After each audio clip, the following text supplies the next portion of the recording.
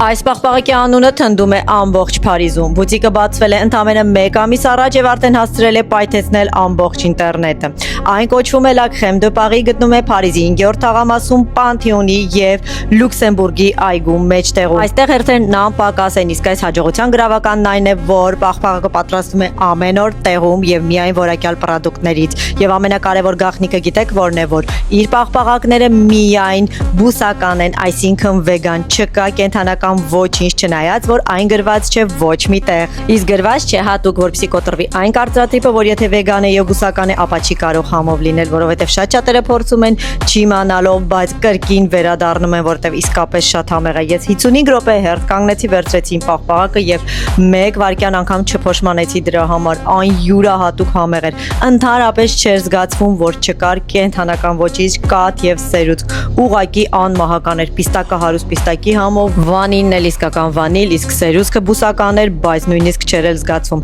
Իդեպ գդալներն էլ պեչենիից են, այնպես որ բաց չթողնեք ես հասցեմ փորձելու, այո, մի քիչ պետք է սպասեք, բայց հավաստիացնում եմ այն արժի։ Հատկապես եթե ունեք լակտոզայի անտանելիություն կամ վեգան եք։ Դե ինչ հավանեցիր, ուրեմն բաժանորդագրվիր, որտեվ իմեջում կգտնես շատ լավ համեղ հասցեներ Փարիզում։ Պաչիկներ։